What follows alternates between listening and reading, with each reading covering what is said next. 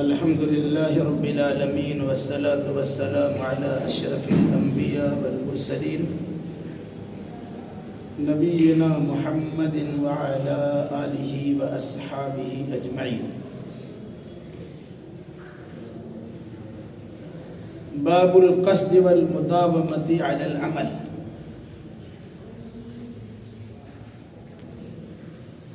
قال حدثنا عبدان قال أخبرنا أبي عن شعبة عن أشعث قال سمعت أبي قال سمعت مسروقا قال سألت عائشة رضي الله عنها أي العمل كان أحب إلى النبي صلى الله عليه وسلم قالت الدائم قال قلت فأي حين كان يقوم قالت كان يقوم إذا سمع الصارخ. بخاری شریف میں امام بخاری رحمۃ اللہ علیہ نے ایک الگ سی کتاب رکھی ہے جس کا نام ہے کتاب الرقاق. کئی ہفتوں سے اس کا درس چل رہا ہے، آج 17واں درس ہے الحمدللہ. کتاب الرقاق میں ایک باب ہے، انہوں نے چیپٹر لگایا ہے باب القصد والمداومۃ علی العمل. نیک کام کرنے میں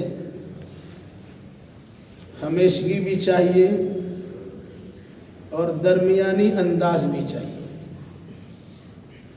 کام ہمیشہ ہو اور درمیانی ہو.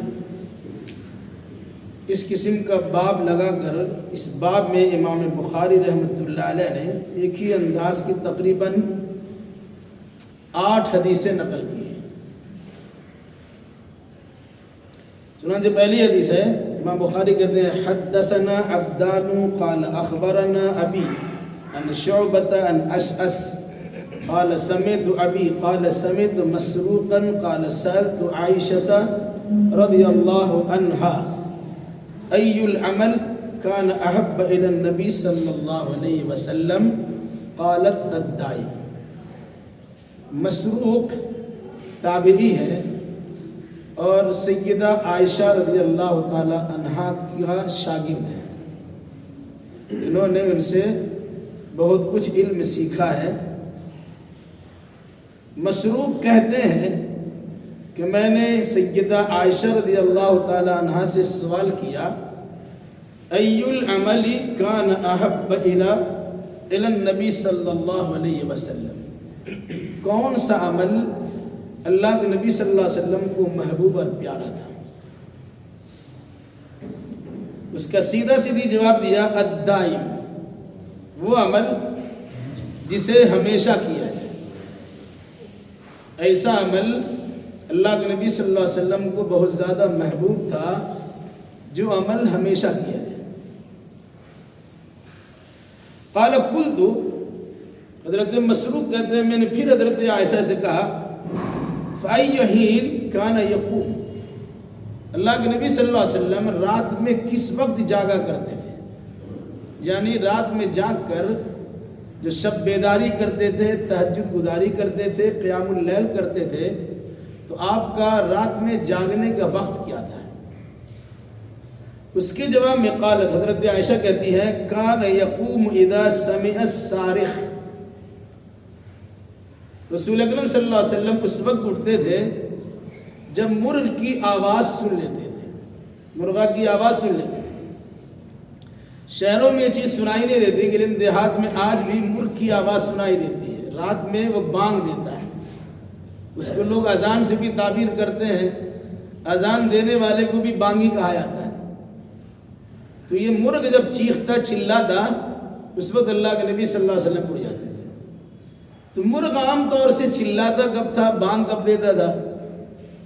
اس سلسلے میں شارحین حدیث نے لکھا ہے کہ جب رات کا 2/3 حصہ گزر جاتا ہے اور تیسرا تہائی حصہ کی شروعات ہوتی تو مرغ اس وقت میں بانگ دیتا تھا، وہ اذان دیتا تھا، جگاتا تھا.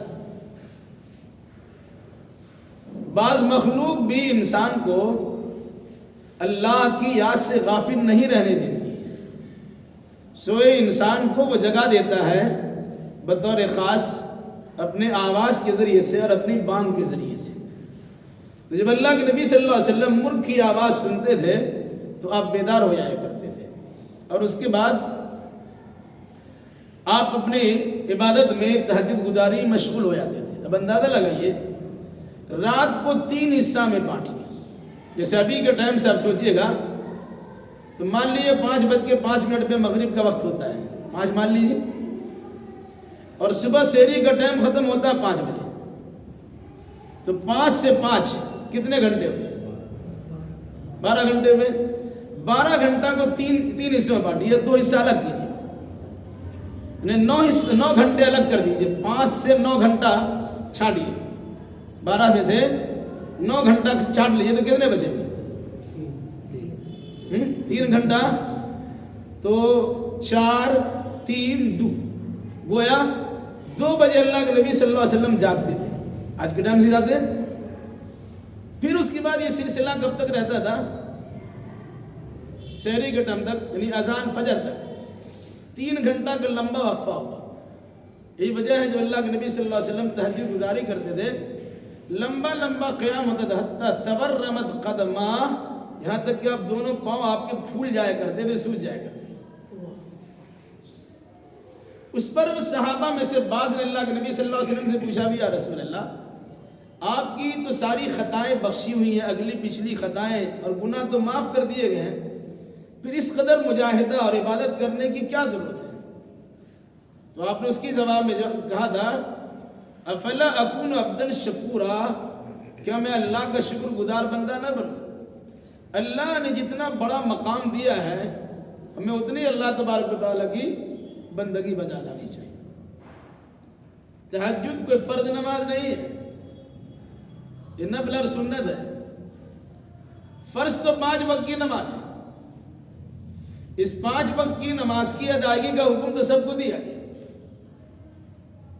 اللہ کے نبی صلی اللہ علیہ وسلم رات میں تہجد گزاری کرتے تھے تو اس طرح کا آپ کا انداز ہوتا تھا۔ ویسے آپ وتر کی نماز کبھی عشاء کے بعد پڑھتے تھے، کبھی درمیانی رات میں پڑھتے تھے، کبھی اخیر رات میں پڑھتے تھے۔ اس سے حدیث میں ملے گا آپ کو کہ اللہ کے نبی صلی اللہ علیہ وسلم 2 رکعت پڑھتے، 2 رکعت پڑھتے، 2 رکعت پڑھتے، یہاں تک آپ کو خطرہ لگتا ہے اب سحری کا ٹائم ختم ہو جائے گا اور فجر کا ٹائم شروع ہو جائے گا، فاوتر بواحدہ، اب 1 رکعت وتر پڑھ لیا کرتے۔ اس اندازہ ہوتا ہے کہ رات کے تہائی حصہ کی شروعات میں جاگتے تھے اور رات کے بالکل خاتمے پر ان کا اختتام ہوتا تھا، ڈر لگتا کہ ساتھ فجر کا ٹائم شروع ہو جائے گا، 1 رکعت وتر پڑھ لیتے تھے، تو 3 گھنٹہ ہوا۔ آج ہم 30 منٹ نہیں دے پاتے ہیں، وہ 3 گھنٹہ عبادت کرتے تھے جن کی ساری خطائیں، سارے گناہ ان کے بخشے ہوتے ہیں۔ بہرحال اس حدیث میں جو بات بیان کی اس کو سنیے۔ حضرت عائشہ رضی اللہ تعالی عنہا سے حضرت مسروق نے سوال کیا، کون سا عمل اللہ کے نبی صلی اللہ علیہ وسلم کو بہت زیادہ پیارا اور محبوب تھا؟ آپ نے فرمایا الدائم، وہ عمل جو ہمیشہ کیا جائے۔ آپ صلی اللہ علیہ وسلم کا طریقہ تھا، کسی کام کو کرتے تھے تو چھوڑتے نہیں تھے۔ جیسے وہ حدیث بھی آپ کی نگاہ میں ہوگی، ایک مرتبہ ظہر کی نماز پڑھا کر کسی قوم کو فیصلہ کرنے کے لیے تشریف لے گئے، ظہر کی نماز پڑھے اور فوراً چلے گئے۔ ظہر کی بعد کی 2 رکعت سنت آپ پڑھ نہیں سکتے، یہاں تک کہ جب آپ کی واپسی ہوئی تو عصر کا ٹائم ہو گیا۔ آپ نے پھر عصر کی نماز پڑھائی، عصر کی نماز پڑھنے کے بعد پھر 2 رکعت آپ نے پڑھا، تو صحابہ نے پوچھا، رسول اللہ آپ تو عصر بعد نماز پڑھنے سے منع کرتے ہیں، کیونکہ عصر کے بعد سورج غروب ہونے سے پہلے کوئی سنت نماز نہیں ہے، کوئی نفلی نماز نہیں ہے۔ اسی طریقے سے فجر کے بعد، فجر کی نماز ہونے کے بعد سورج نکلنے سے پہلے تک کوئی نفلی نماز نہیں، یہ فرمان آپ کا عام تھا۔ اس پر صحابہ کرام نے پوچھا، آپ تو منع کیے پھر آپ پڑھ رہے ہیں؟ تو پھر آپ نے کہا میری 2 رکعت چھوٹ گئی تھی، میں نے اسے پڑھا۔ اس کا مطلب ہے کہ چھوٹی ہوئی نماز عصر کے بعد اور فجر کے بعد پڑھی جا سکتی ہے۔ دوسری بات، سنت کی بھی قضا ہوتی ہے۔ عام طور سے جو مزاج بنا ہوا ہے، سنت جب نماز چھوٹ گئی صرف فرض پڑھ لو۔ ظہر کی نماز چھوٹ گئی آپ کی، تو ظہر میں 4 رکعت اور 4 رکعت اور 2 رکعت ہے، لوگ کرتے کیا ہے، ارے نماز تو چھوٹ گئی ہے، اب کیا کریں، نماز تو میری قضا ہو گئی، اب صرف 4 رکعت پڑھیں گے۔ ایسے موقع پر تو جرمانہ دینا چاہیے، کہ بھئی ہماری جو چھوٹ گئی کوتاہی ہماری ہو رہی ہے، اس کوتاہی کی تلافی کے لیے 2-4 رکعت تو الگ سے پڑھنا چاہیے، لیکن ہم نے مزاج بنا لیا نہیں، قضا نماز میں سنت کی قضا نہیں ہے۔ اللہ کے نبی صلی اللہ علیہ وسلم نے سنت کی قضا تو کی ہے۔ اسی طریقے سے ایک بار اللہ کے نبی صلی اللہ علیہ وسلم جنگ سے واپس ہو رہے تھے، لیلۃ التعریس، رات میں ایک جگہ قیام کیا۔ آپ نے فرمایا کون ہم کو جگائے گا؟ حضرت بلال نے کہا آپ سوئے انشاءاللہ ہم جگا دیں گے، لیکن اللہ کرنا ایسا ہوا کہ عین موقع پر حضرت بلال بھی سو گئے، یہاں تک کہ سورج نکل آیا، اس کی تپش سے اللہ کے نبی صلی اللہ علیہ وسلم بیدار ہوئے، جلدی سے اپنے منہ سے اپنے چہرے سے نیند کو پوچھا اور کہا چلو یہ شیطانی جگہ ایسے نکل چلتے ہیں۔ پھر کچھ دور ہٹ کر کے وہاں فجر کی اذان بھی دلوائی، لوگوں نے سنت بھی پڑھی، پھر آپ نے فجر کی نماز جماعت سے پڑھائی۔ اس روایت بھی ہے کہ اللہ کے نبی صلی اللہ علیہ وسلم نے قضا فجر کی نماز کی، سنت کی بھی قضا کی۔ اس لیے کہنا کہ سنت کی قضا نہیں ہے یہ خواہ مخواہ کی بات ہے، ہاں سنت کی قضا ہونی چاہیے۔ اولاً تو ہمیں نماز قضا کرنے سے پرہیز کرنا چاہیے، لیکن اگر ایسا ہو گیا تو ہمیں پوری نماز پڑھنی چاہیے تاکہ یہ احساس ہو کہ چھوٹ جانے کے بعد ہی پورا ہی پڑھنا پڑتا ہے، اس لیے بہتر ہے کہ وقت میں پڑھ لیا جائے، ورنہ ہوتا کیا ہے چھوڑنے کے نتیجے میں چلو کیا بعد میں پڑھ لیں گے، تھوڑا ہی تو پڑھنا پڑے گا نہیں۔ تو اللہ کے نبی صلی اللہ علیہ وسلم نے جو عصر کے بعد 2 رکعت نماز پڑھی، پھر اس کو آپ نے مستقل عادت بنا لیا، روزانہ عصر بعد پڑھتے تھے، کیونکہ آپ کا طریقہ تھا جب بھی کسی کام کو شروع کرتے تھے تو ہمیشہ پڑھتے تھے۔ آپ نے کیا فرمایا؟ صدیق کائنات نے کہا کہ اللہ کے نبی صلی اللہ علیہ وسلم کی نگاہ میں سب سے محبوب عمل یہ ہے کہ انسان اس کو ہمیشہ کرے، اور جب رات میں جاگنے کے بارے میں پوچھا گیا تو آپ نے فرمایا کہ اللہ کے نبی صلی اللہ علیہ وسلم اس وقت بیدار ہوتے تھے جب مرغ بانگ دیتا تھا، آپ اس وقت بیدار ہوتے اور اللہ تبارک و تعالیٰ کی بندگی میں مصروف ہو جائے کرتے۔ قال حدثنا قتيبة عن مالك عن هشام بن عروة عن أبيه عن عائشة رضي الله تعالى عنها أنها قالت كان أحب الأمل إلى رسول الله صلى الله عليه وسلم الذي يدوم عليه صاحبه۔ دوسری روایت اس طرح ہے کہ حضرت عروہ نے اپنے باپ کے حوالے سے حضرت عائشہ کے واسطے سے روایت کی کہ حضرت عائشہ کہتی ہے کان احب العمل الى رسول اللہ صلی اللہ علیہ وسلم الذي يدوم علیہ صاحب، آپ صلی اللہ علیہ وسلم کے پاس وہ عمل زیادہ پسندیدہ تھا جس عمل کے کرنے والے اسے ہمیشہ کریں، یعنی جس کام کو آپ نے شروع کیا ہے، جو کام صحیح ہے، غلط نہیں، جو کام صحیح ہے اسے ہمیشہ کیجئے۔ تو ہمیشہ عمل کرنا اللہ کے نبی صلی اللہ علیہ وسلم کو پسند ہے، اور ہمیشہ عمل کرنے والا آدمی بھی اللہ کے نبی صلی اللہ علیہ وسلم کو زیادہ پسند ہے۔ ایک تیسری روایت ہے قال حدثنا آدم قال حدثنا ابن ابی ذئب عن سعید المقبری عن ابی ہریرہ رضی اللہ تعالی عنہ قال قال رسول اللہ صلی اللہ علیہ وسلم لن ينجي احدا منكم عمله قالوا ولا انت يا رسول الله قال ولا انا الا ان يتغمدني الله برحمه سددوا وقاربوا واغدوا وروحوا وشيء من الدلجة والقصد القصد تبلغ۔ حضرت ابو ہریرہ رضی اللہ تعالیٰ عنہ سے روایت ہے، فرماتے ہیں کہ اللہ کے نبی صلی اللہ علیہ وسلم نے فرمایا لن ينجي احدا منكم عمله، تم میں سے کسی آدمی کو اس کا عمل نجات نہیں دلا سکتا۔ کوئی عمل آدمی نے سوچے عمل کر لیا تو بس پاک ہے کہ نہیں، تم میں سے کسی آدمی کو اس کا عمل اللہ کے پکڑ سے نجات نہیں دلا سکتا یا جہنم سے بچا نہیں سکتا۔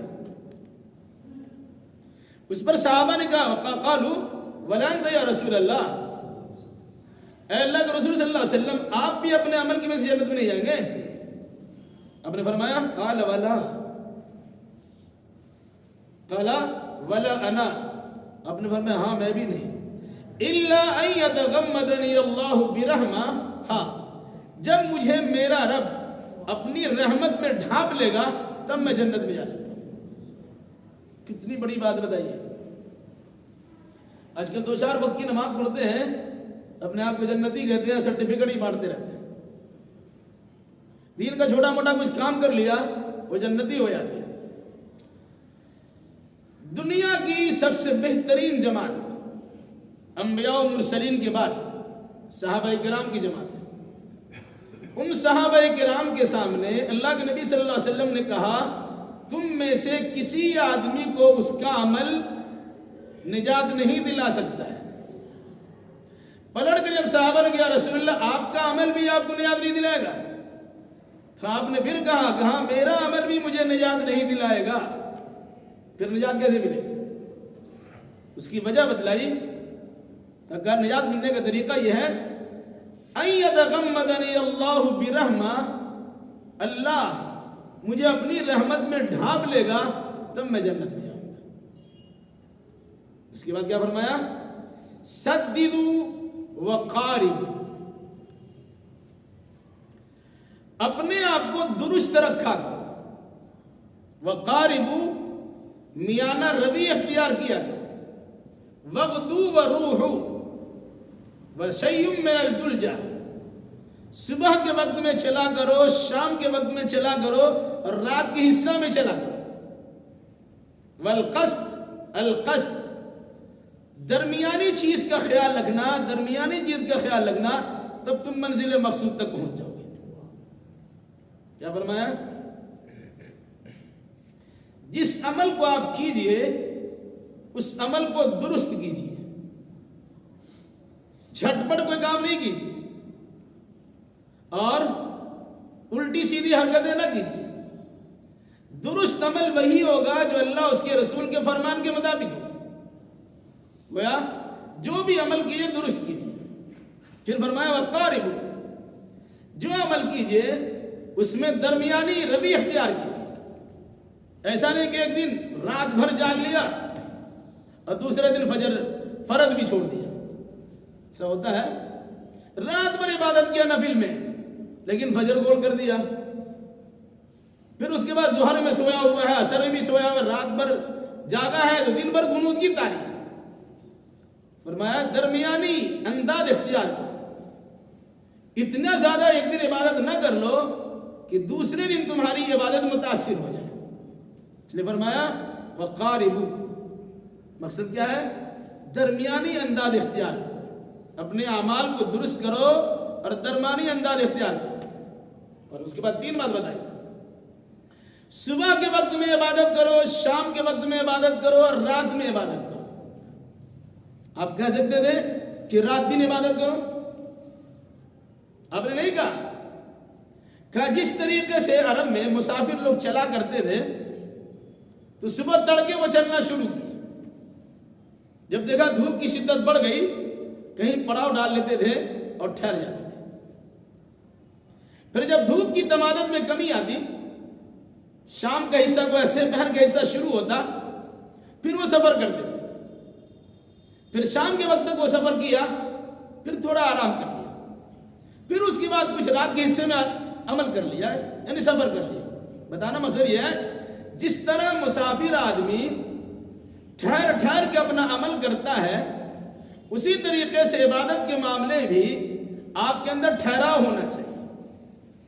اب لگاتار عبادت مت کرتے جائیے کہ تھک جائیے، کچھ کر لیا تھوڑا آرام کر لیجیے، پھر کچھ کر لیا پھر تھوڑا آرام کر لیجیے، پھر کچھ کر لیا پھر آرام کر لیجیے، دستور ہے۔ یہی وجہ ہے کہ 5 وقت کی نماز فرض ہوئی تو 5 وقتوں میں رکھا گیا۔ مقصد کیا ہے؟ اگر 5 وقت کی نماز ایک ساتھ لگا دیا تھا تو آدمی الجھانے پڑ جاتا۔ تو 5 وقت کی نماز کیوں رکھا گیا 5 وقتوں میں؟ وجہ یہ ہے کہ ایک وقت کام کیا، نماز پڑھ لیا، اور دوسرا کام کاج میں رہیے۔ اب ایسا نہیں خالی نماز ہی پڑھتے رہیے اور خالی قرآنی کرتے رہیے اور خالی اس قسم کے اعمال کرتے ہیں اور زندگی گزارنے کے لیے کوئی سودا سلب اور سامان کی خریداری اور بیچ نہ کیجیے، ایسا نہیں، بلکہ کہا طلب کسب الحلال فریضۃ بعد الفریضہ، حلال روزی کا طلب کرنا اور تلاش کرنا دیگر فرائض کی ادائیگی کے ساتھ ساتھ یہ بھی فرض ہے۔ تو اب روزی تلاش کیجیے۔ اس انسان کی بڑی تعریف کی گئی ہے وَقَلْبُهُ مُعَلَّقٌ بِالْمَسَاجِدِ، جس کا دل مسجد سے جڑا رہتا ہے وہ اللہ کے عرش کے سائے میں جگہ پائے گا، مسجد میں پڑا نہیں رہتا، نماز پڑھا کام کاج میں لگ گیا، ظہر کی نماز پڑھا کام کاج کیا کھایا پیا، پھر سوچتا اثر کا ٹائم ہوگا چلے جائے، اثر کی نماز پڑھا پھر اپنا کام کاج میں لگ گیا، پھر مغرب کا انتظار کرتا، مغرب کی نماز پڑھا گھر نکل گیا کام کاج میں لگا، پھر عشاء کا انتظار کیا، پھر عشاء کی نماز پڑھا جا کے کھایا پیا سویا، اس نیت سے سویرے سویا کہ فجر میں جاگ جائیں گے۔ تو جس کا دل مسجد سے لگا ہوا رہتا ہے اس انسان کے بارے میں کہا کہ وہ انسان اللہ کے عرش کے سائے میں جگہ پائے گا۔ تو کیا فرمایا؟ اپنے عمل کو درست کرو، اپنے نیک اعمال میں درمیانہ روی اختیار کیا کرو، صبح کے وقت میں کچھ عبادت کرو، شام کے وقت میں کچھ عبادت کرو، رات کی کچھ حصے میں عبادت کرو۔ اور کیا فرمایا؟ والقسط القسط تبلغ، درمیانی رفتار اختیار کرو گے، درمیانہ روی اختیار کرو گے تبھی منزل مقصود تک پہنچو گے۔ اب جس کو دیکھنا چاہے دیکھیے، جب کہیں دوڑ ہوتی ہے، مقابلہ ہوتا ہے، دوڑنا ہے، یہاں سے وہاں پہنچنا ہے، جو آدمی شروع ہی میں تیز دوڑتا ہے وہ اخیر منزل مقصود تک نہیں پہنچ پاتا ہے، وہ آدھا جاتے آدھے ہانپنا شروع کر دیتا ہے۔ جو اس سلسلے میں ماہر ہوتا ہے وہ شروع سے اپنے انداز میں چلتا ہے، آہستہ ہی آہستہ چلتا ہے، ایک درمیانہ روی اختیار کرتا ہے، نتیجے کے طور پر اسی رفتار کے ساتھ وہ آدمی منزل مقصود تک پہنچ جاتا ہے اور اب وہ انعام پا لیتا ہے۔ تو کیا فرمایا؟ درمیانہ روی اختیار کرو، درمیانہ روی اختیار کرو، تم منزل مقصود تک پہنچ جاؤ گے۔ چوتھی حدیث دیکھیے، قال حدثنا عبد العزيز بن عبد الله قال حدثنا سليمان عن موسى بن عقبة عن أبي سلمة عبد الرحمن عن عائشة رضي الله تعالى عنها أن رسول الله صلى الله عليه وسلم قال سددوا وقاربوا واعلموا أن لن يدخل أحدكم عمله الجنة وأن أحب الأعمال أدومها إلى الله وإن قل۔ اس حدیث میں تھوڑا سا اضافہ ہے۔ یہ روایت حضرت عائشہ سے فرماتی ہے کہ اللہ کے نبی صلی اللہ علیہ وسلم نے فرمایا سددو، اپنے اعمال کو درست کیا کرو، ٹھیک کیا کرو، وقاربو، درمیانہ روی اختیار کیا کرو، وعلمو، جان لو، ان لن يدخل احدكم عمله الجنہ، تم میں سے کسی انسان کا عمل اسے جنت میں داخل نہیں کرائے گا۔ اس کے بعد فرمایا وَأَنَّ أَحَبَّ الْأَعْمَالِ، اور عملوں میں سب سے بہتر عمل أَدْوَمُهَا إِلَى اللَّهِ، اللہ کے نزدیک زیادہ بہتر وہ ہے جس پر ہمیشگی برتی جائے، وَإِنْ أَقَلْ، اگرچہ وہ عمل تھوڑا ہی کیوں نہ ہو۔ یہ سب نفلی عبادت کے متعلق ہے، ایسا نہیں کہ ہم 4 رکعت ظہر نہیں پڑھ سکتے، ایک ہی رکعت لمبا 4 آرام سے پڑھ لیں گے، نہیں چلے گا۔ جو فرض ہے، جس کی جو فضیلت ہے، جس کی جو ترکیب ہے، جس کی جو رکعتیں ہیں، اس میں کمی نہیں ہے۔ یہ نفلی عبادت سے متعلق ہے۔ کوئی عمل آپ نے کیا، فرض نماز تو آپ کو ہمیشہ کرنا ہی کرنا ہے، نہیں کرے گا تو مجرم کرنا نہیں ہے۔ ایک وقت کی نماز چھوڑنے پر بھی کفر کا فتویٰ لگ سکتا ہے۔ اس مناسبت سے کہا یہ نفلی عبادت سے متعلق ہے کہ جو عمل آپ کرتے ہیں اس پر ہمیشگی برتیے، ہمیشہ کیجیے، یہ سوچتے ہوئے کہ جو عمل چھوٹا ہی صحیح ہمیشہ کرتے ہیں تو اللہ تبارک و تعالیٰ کی نگاہ میں یہ عمل زیادہ محبوب اور پسندیدہ ہے۔ اور اگر کوئی انسان بڑا عمل کیا، ٹھیک ہے، اور کبھی کبھار کیا، اس کا اتنا وزن نہیں، نیک عمل آپ نے کیا ہے اس کا ثواب تو ملے گا، لیکن جس طرح پسندیدگی چھوٹے عمل پر ہے جس کو آپ نے ہمیشہ کیا ہے، اس بڑے عمل پر پسندیدگی کا اظہار نہیں ہے جو آپ نے کبھی کبھار کر لیا۔ نیک کریں گے نفلی عبادت، اس کا ثواب الگ سے ملے گا، وہ الگ سی بات ہے۔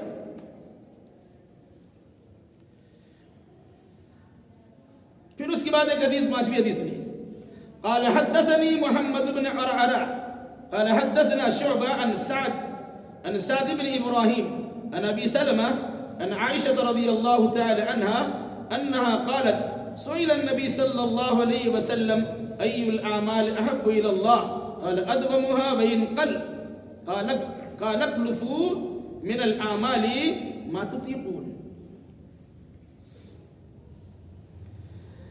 صدیقہ کائنات حضرت عائشہ رضی اللہ تعالیٰ نے فرماتی ہے کہ اللہ کے نبی صلی اللہ علیہ وسلم سے سوال کیا، یہ پوچھا گیا اللہ کو کون سا عمل بہت زیادہ پیارا اور پسندیدہ ہے؟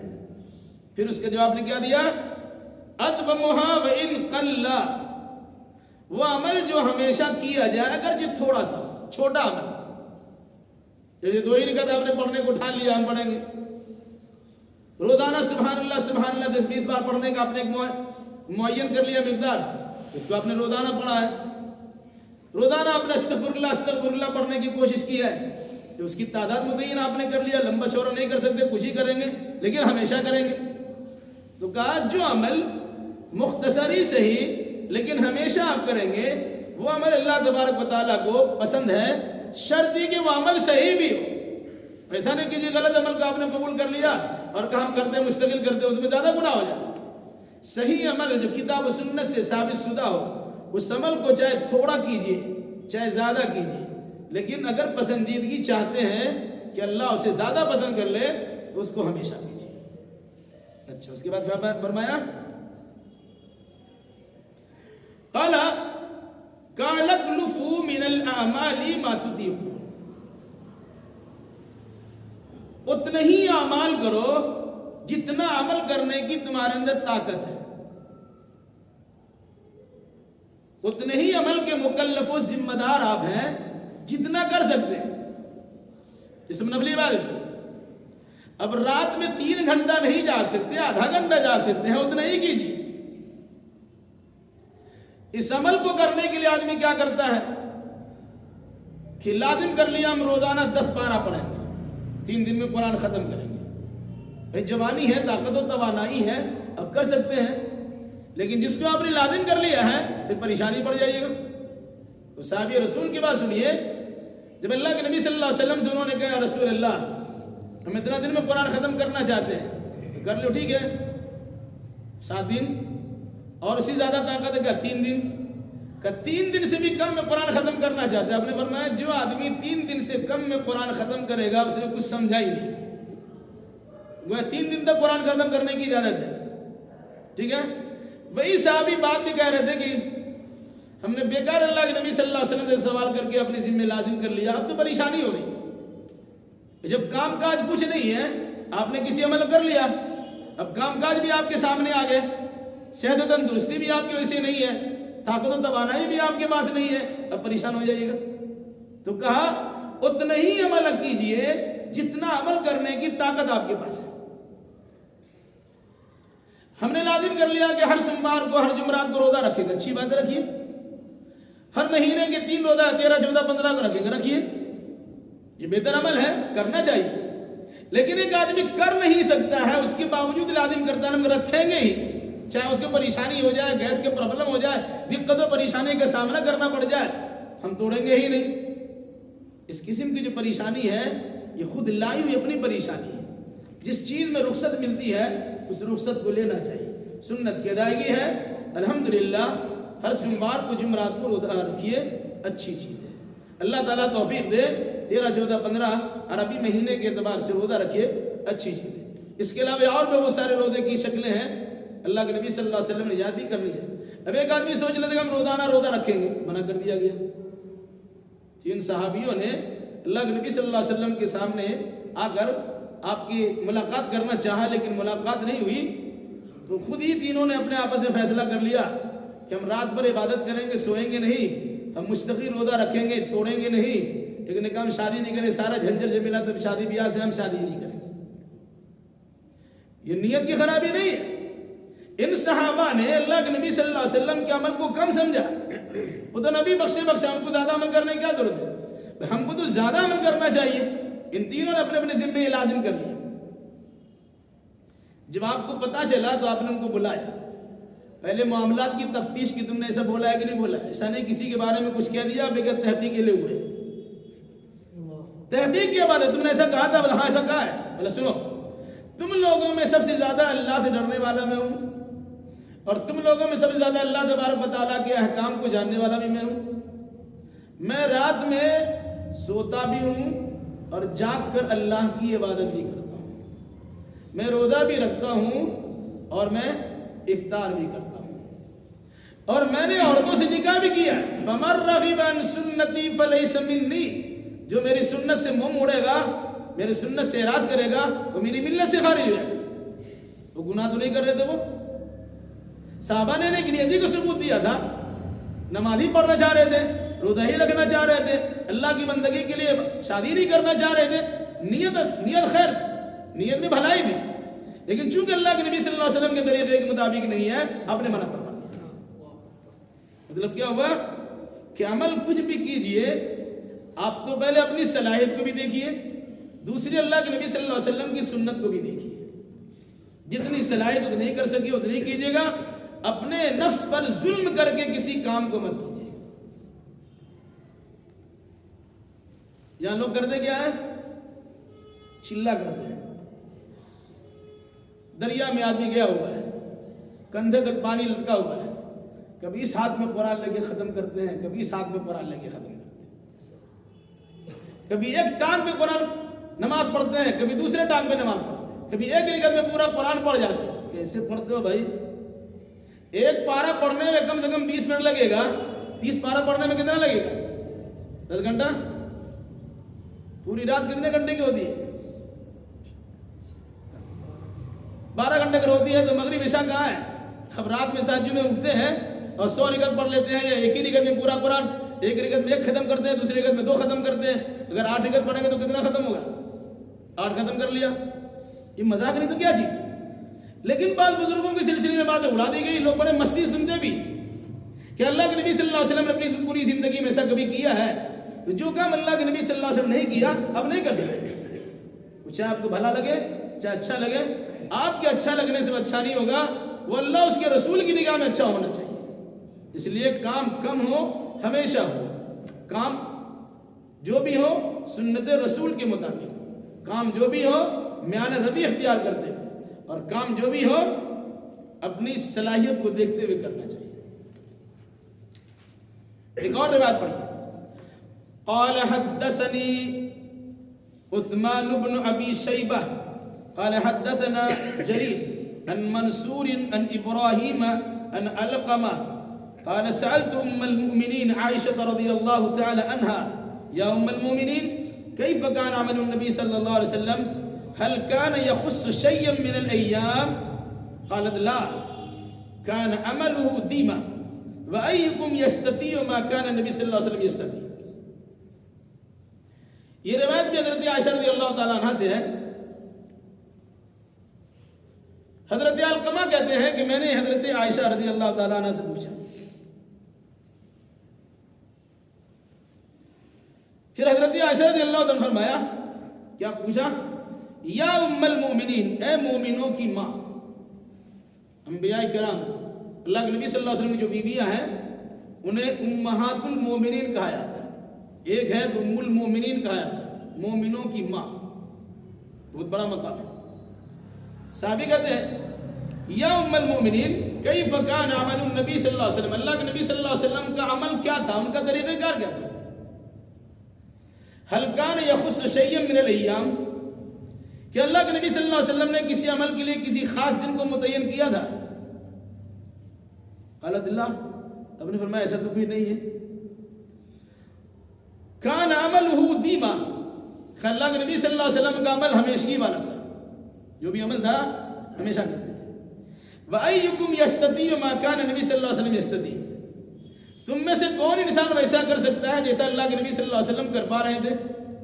جتنی عبادت کرنے کی سکت و صلاحیت اللہ کے نبی صلی اللہ علیہ وسلم کے پاس تھی، تم میں سے کس کے پاس ہے؟ پھر اس چیز کو یاد کیجئے کہ آپ رات میں جب تہجد گزاری کے لیے کھڑا ہوتے تھے، تورمت قدمہ، آپ کے پاؤں پھول جاتے اور سوج جایا کرتے تھے، ورم آ جایا کرتا تھا. کون کر سکے گا؟ ایک دن 2 دن کیا آپ نے، 3 دن لگاتار عبادت کر لیا، 3 دن تو رات میں جاگ لیا، 4تھے دن کہاں گئے؟ آدمی جذبہ میں اور جوش میں آ کر کے چلو 3 دن عبادت کرتے ہیں. آپ اس کا نظارہ اگر دیکھنا چاہیں تو رمضان میں شب قدر میں دیکھ لیجئے، ایک رات جاگتے ہیں ایک رات سوتے ہیں، تب یہ حال ہوتا ہے کہ دن بھر سارا کا سارا ویسے چلا جاتا ہے. آدمی سوچ کے رہتا ہے کہ عبادت ہم کو کرنی ہے تو کاروبار کس طرح چلانا ہے، پہلے اس کا پروگرام بناتا ہے. جبکہ ایک رات سویا ایک رات جاگا تب یہ حال ہے. اب اگر 2-3 رات اگر لگاتار جاگ جائیں گے آدمی پاگل ہو جائے گا. وجعلنا نومکم سباتا، ہم نے تمہارے لیے تمہارے نیند کو آرام کا ذریعہ بنایا ہے.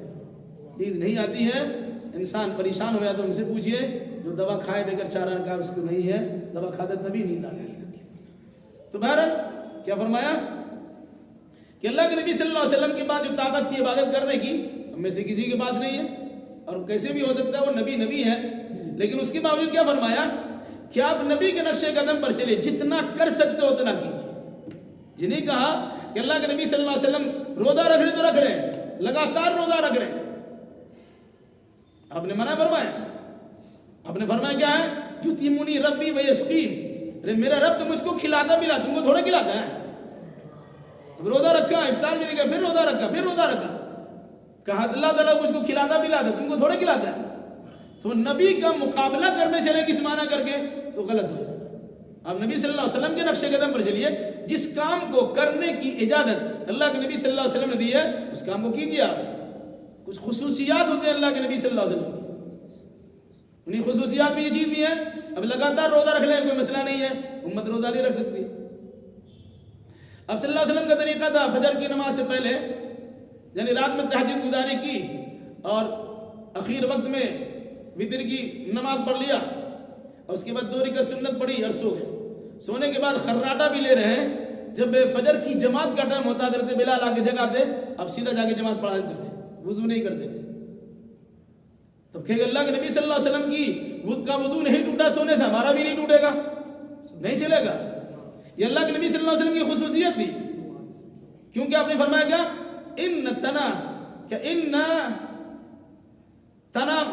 تنام عینای ولا ینام قلبی، میری آنکھیں سوتی لیکن میرا دل سوتا نہیں ہے.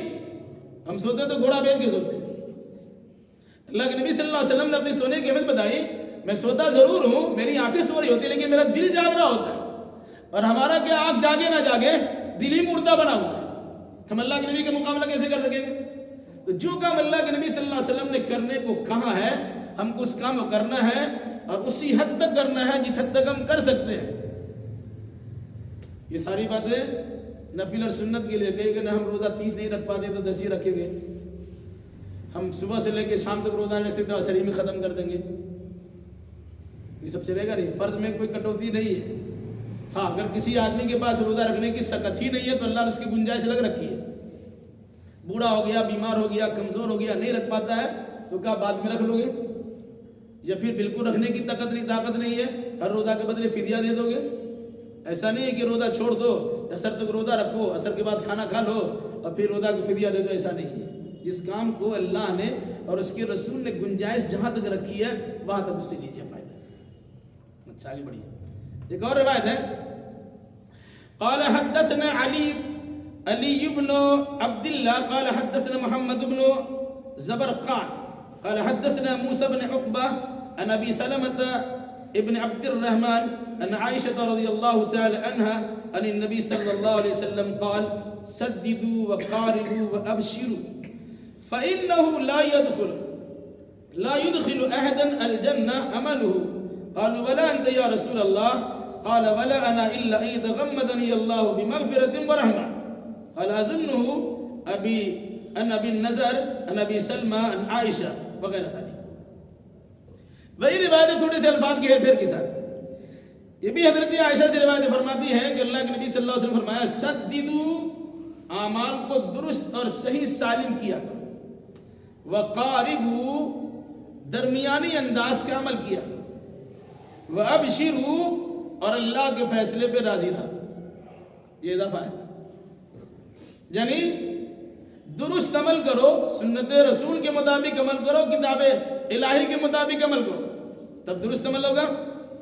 وقاربوا، اللہ اس کے رسول کے فرمان کے مطابق درمیانی انداز کا عمل کرو، اور اسی عمل میں خوش ہو جاؤ کہ اللہ تبارک و تعالیٰ اسی سے خوش ہوتا ہے اور اسی پر ہم کو بدلا دے گا. پھر وہ بات یاد دلائی، اس عمل پر خوش ہونے کا مطلب یہ ہرگز نہ سمجھنا کہ جو چھوٹا موٹا ہم نے عمل کر لیا، تاڑی پیو چھان کر جنت میں جاؤ پھاند کر، نہیں چلے گا. اچھا عمل کرنے کے بعد سوچے گا ہم جنت میں چلے آئیں گے اور جنت میں ٹان کے بھی لے آئیں گے، نہیں ہوگا. اسی کو پھر کہا کیا فَإِنَّهُ لَا يُدْخِلُ أَحَدًا الْجَنَّةَ عَمَلُهُ، کہ کسی کو اس کا عمل جنت میں داخل نہیں کرے گا، نہیں کرائے گا. قالوا ولا انت یا رسول اللہ صلی اللہ علیہ وسلم، صحابہ کو یا رسول اللہ کیا آپ بھی اپنے عمل کی وجہ سے جنت میں نہیں جائیں گے؟ آپ نے فرمایا ولا انا، میں بھی نہیں جاؤں گا، الا مگر ان يتغمدني الله بمغفرة ورحمة. ایک لفظ کا اضافہ ہے، اس سے پہلے تھا اللہ رحمت میں ڈھانپ لے گا تب جائیں گے، یہاں کا اللہ تبارک و تعالیٰ مجھے اپنی مغفرت میں اور رحمت میں ڈھانپے گا تب جنت میں جائیں گے. مطلب کیا ہوا؟ انسان چھوٹا موٹا یا بڑا بڑا عمل کر کے یہ نہ تصور کر لے کہ وہ جنتی بن گیا ہے، بلکہ یہ سوچے کہ اللہ تبارک و تعالیٰ کی رحمت ملے گی، اللہ کی جانب سے مغفرت ہوگی، ہماری گزشتہ خطاؤں کو گناہوں کو اللہ مٹا دے گا، معاف کر دے گا، پھر اللہ تبارک و تعالیٰ رحمتوں کے سمندر میں ہمیں غوطہ زن کرے گا، اس کے بعد ہی ہم جنت میں جا سکتے ہیں. یہ عقیدہ رکھنا. مطلب کیا ہوگا کہ کوئی انسان عمل کی وجہ سے جنت میں نہیں جائے گا. کیوں نہیں جائے گا؟ ابھی آخر میں اس کی وجہ تھوڑی سی ہم بتائیں. وجہ کیا ہے؟ سددوا وقاربوا وابشروا، درست عمل کرو، درمیانی عمل کرو، اور اس توفیق پر اللہ تبارک و تعالیٰ کو شکر ادا کرتے ہوئے خوشی کا اظہار کرو. لیکن اتنا خوش مت ہو جانا کہ ہم نے چھوٹا موٹا عمل تو کر ہی دیا ہے، اللہ تبارک و تعالیٰ بیٹھو ہم کو بخش کے جنت میں داخل ہی کر دے گا. ایسا نہیں ہے، بلکہ یہ سوچنا چاہیے اللہ کا خصوصی فضل ہوگا، اس کی خصوصی رحمت و مغفرت ہوگی، تبھی ہم جنت میں جا سکتے ہیں. اس کے بعد ایک آخری حدیث اس سلسلے کی. یہاں پر پہلے اس بات یاد رکھ لیجئے، آپ قرآن میں پڑھتے ہیں کہ مومن اپنے عمل کی وجہ سے جنت میں جائے.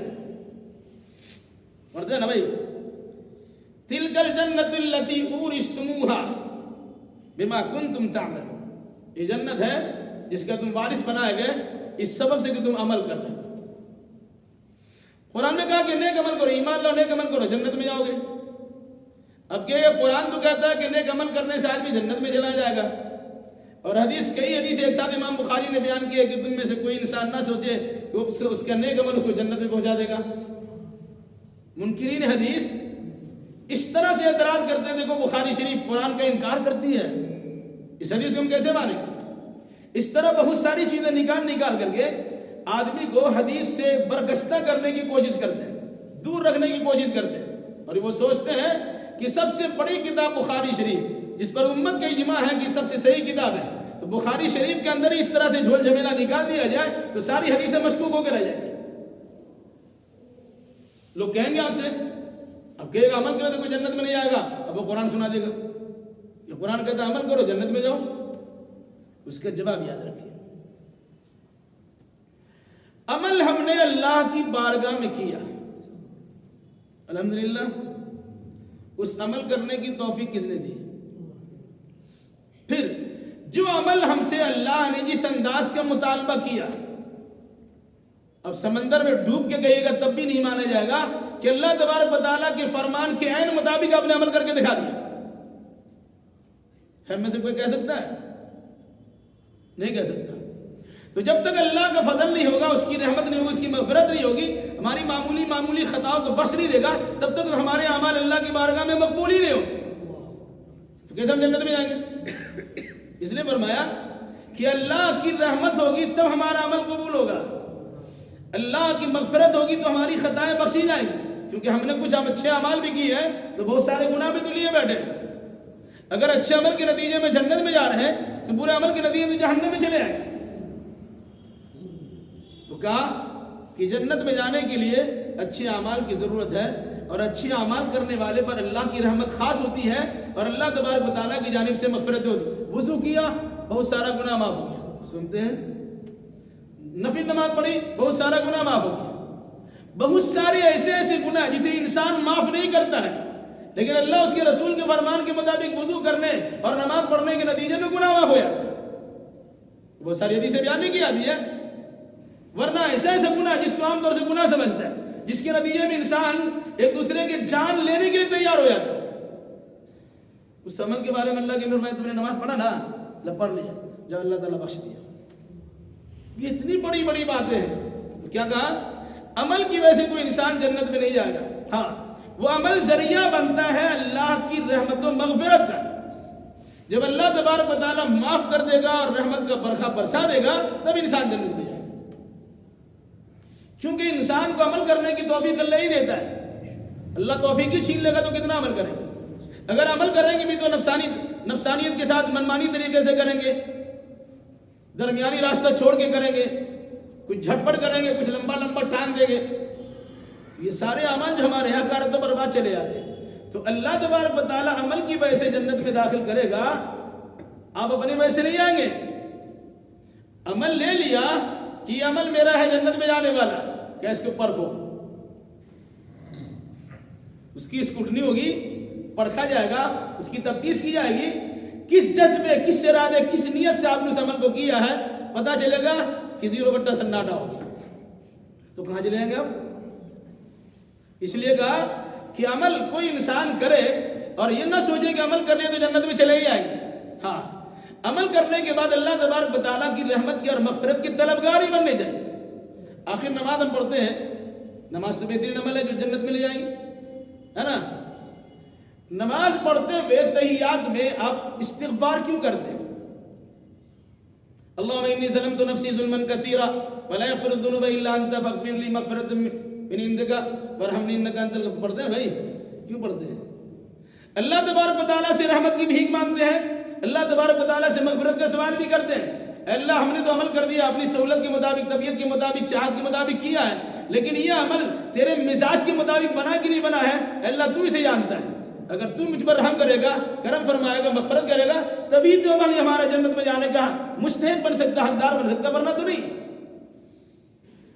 اس مناسبت سے ان روایتوں کے متعلق یہ ذہن میں سوال رکھیے, جواب رکھیے. اگر کوئی منکر حدیث قرآن کی آیتیں پڑھ کے بخاری کی اس قسم کی حدیثوں کا انکار کرے, اس کا منہ توڑ جواب دے دیجیے. اس باب کی آخری حدیث, قال حدثني ابراہیم بن المنذر قال حدثنا محمد بن فلح قال حدثني ابي عن هلال بن علي عن انس بن مالك رضي الله تعالى عنه قال سمعته يقول ان رسول الله صلى الله عليه وسلم صلى لنا يوما الصلاة ثم رقي المنبر فاشار بيده قبلة المسجد فقال قد أريد الآن منذ صليت لكم الصلاة الجنة والنار ممثلتين في قبل هذا الجدار فلم أراك اليوم في الخير والشر فلم أراك اليوم في الخير والشر. بڑی اہم حدیث ہے. حضرت انس بن مالک رضی اللہ تعالیٰ اس کو روایت کرتے ہیں, فرماتے ہیں کہ میں نے اللہ کے نبی صلی اللہ علیہ وسلم کو کہتے ہوئے سنا ہے, کیا؟ صلی لنا یوما الصلاۃ, ایک دن اللہ کے نبی صلی اللہ علیہ وسلم نے نماز پڑھائی. کوئی بھی نماز ہے, فرض نماز جماعت کے ساتھ آپ نے پڑھائی ہے. ثم رقی المنبر, نماز سے فارغ ہو گئے, اب منبر پہ چلے گئے.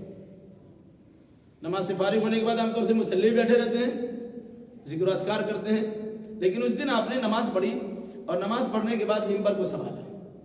منبر پہ چڑھ کے آپ نے کیا کہا؟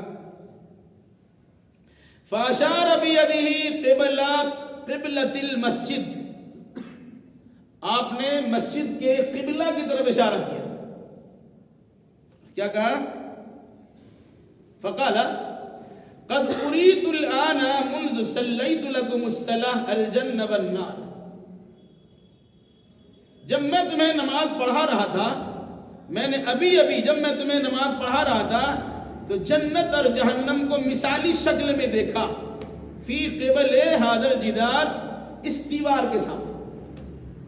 بس اللہ پہ نماز پڑھا رہے ہیں, نماز پڑھاتے ہوئے دیکھا قبلہ کی طرف میں دیوار پہ, کہ آپ نے دیکھا جنت ہے, ایسا لگا کہ آگے بڑھ گئے 2-4 قدم, وہ جو اس کے خوشے توڑ لیں گے. بخاری کی دوسری روایت میں اس کی اور سرات موجود ہے. آپ نماز پڑھا رہے تھے, آپ کو جنت دکھائی, جنت دیکھے تو خوشی کا اظہار بھی ہوگا, ایسا لگا کہ آپ 2-4 قدم آگے بڑھ گئے, اس میں سے کچھ پھل توڑ لیں. تھوڑی دیر کے بعد اللہ کے نبی صلی اللہ علیہ وسلم کو جہنم بھی دکھایا گیا. اب تھوڑا پیچھے آ گئے, کیا فرمایا؟ مجھے دکھایا گیا ابھی جب میں تمہیں نماز پڑھا رہا تھا، الجنہ والنار ممثلتین فی قبل ھذا الجدار، اس دیوار کے جانب میں نے جنت و جہنم کو ایک مثالی شکل میں دیکھا کہ جنت بھی موجود ہے اور جہنم بھی موجود ہے۔ پھر اس کے بعد اس میں تفسیرہ کیا ہے، فلم ارى کالیوم فی الخیر والشر، آج کی طرح بہتر دن اور آج کی طرح خراب دن میں نے نہیں دیکھا۔ دو بار کہا، آج کی طرح بہتر دن اور خراب دن میں نے نہیں دیکھا۔ بہتر اس معنی کر کے کہ میں جنت دیکھ رہا ہوں، اور خراب اس معنی کر کے جہنم مجھے دکھائی دے۔ مطلب کیا ہوگا؟ آپ صلی اللہ علیہ وسلم جب نماز پڑھتے تھے، نماز پڑھنے کی کیفیت ایسی ہوئی، کبھی آپ کو جنت دکھا دیا گیا، کبھی جہنم دکھا دیا گیا۔ مطلب آج ہم لوگ قرآن پڑھتے ہیں اور قرآن سنتے ہیں، نماز پڑھتے ہیں، کہاں کھوئے رہتے پتہ ہی نہیں ہے۔ جہاں جنت کا بھی تذکرہ ہوتا ہے کچھ پرواہ نہیں، پلے نہیں پڑتا ہے۔ جہاں جہنم کا بھی تذکرہ ہوتا ہے کچھ احساس بھی نہیں ہوتا ہے کہ جہنم بھی ہے جس میں ہم کو جانا ہے۔ اعمال اگر ہمارے صحیح نہیں ہو وہاں چلے جائیں گے، احساس تک نہیں ہے، اور خوشی کا اظہار بھی نہیں ہوتا کہ اچھے عمل کے نتیجے میں جنت میں چلے جائیں گے۔ آپ نے جب جنت و جہنم کو دیکھا تو آپ پر ایک طریقے سے کبھی خوشی کا اظہار بھی ہوا اور کبھی تھوڑی سی پریشانی اور پیچھے کی طرف ہٹے۔ آپ نے کہا یہ بہت ہی برا دن تھا، یہ بہت ہی خوبصورت چیز دیکھی میں نے جنت کی شکل میں، اور بہت ہی بد شکل چیز دیکھی میں نے جہنم کی شکل میں۔ یہ دو مرتبہ آپ نے بیان فرمایا، اچھی چیز بھی دیکھی گئی اور بری چیز بھی دیکھی گئی۔ مطلب کیا ہوا؟ مطلب یہ ہوا کہ اللہ کے نبی صلی اللہ علیہ وسلم حالت نماز میں آپ نے جنت کا بھی مشاہدہ کیا اور جہنم کا بھی مشاہدہ کیا۔ اگر ہماری عبادتیں قبول ہوتی ہے تو ضرور ہم کو جنت ملے گی، اور اگر ہماری عبادتیں منہ پر دے ماری جاتی ہے تو جہنم مل سکتی ہے۔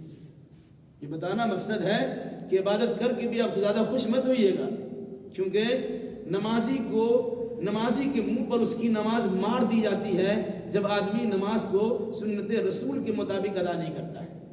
ہم تو نماز پڑھ لیا، سمجھا نماز پڑھ لیا ہے، منہ پر مار دیا تو نماز پڑھنے والا ترجمہ کل آپ سنا ہے، فَوَيْلٌ لِّلْمُصَلِّينَ الَّذِينَ هُمْ عَنْ صَلَاتِهِمْ سَاهُونَ الَّذِينَ هُمْ يُرَاءُونَ، ان نمازیوں کے لیے ہلاکت ہے، تباہی و بربادی ہے، جہنم کا گڈھا ہے، جو نماز پڑھتے ہیں لیکن سستی سے، اس سے غفلت برتتے، والکسائے پہ سستیائے ہوئے مٹیاتے ہوئے پڑھتے ہیں، اور پڑھتے بھی تو دکھانے کے لیے پڑھتے ہیں۔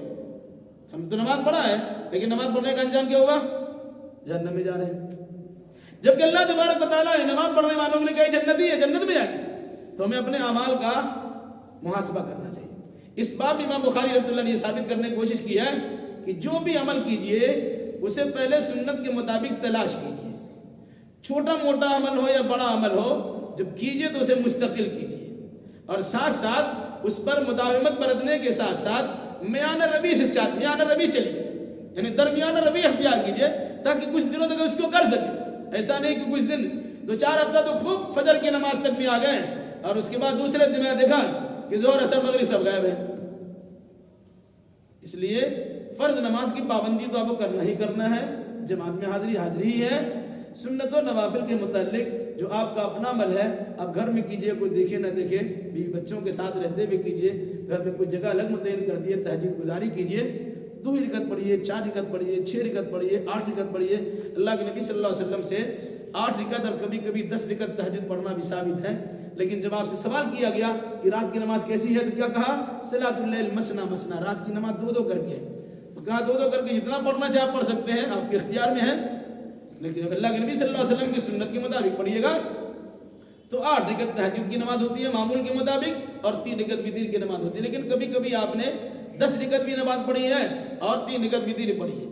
اگر کوئی انسان اس طریقے سے لمبا اس کو سورہ یاد نہیں ہے اور بہت ساری سورہ ملا کے پڑھ بھی نہیں سکتے ہیں، تو اگر وہ 10-12 رکعت کی زیادہ بھی پڑھنا چاہیں تو پڑھ سکتا ہے، لیکن یہ سوچے کہ سب نفلیں ہیں، سنت اللہ کے نبی صلی اللہ علیہ وسلم کی 8 کیا نہیں ہے۔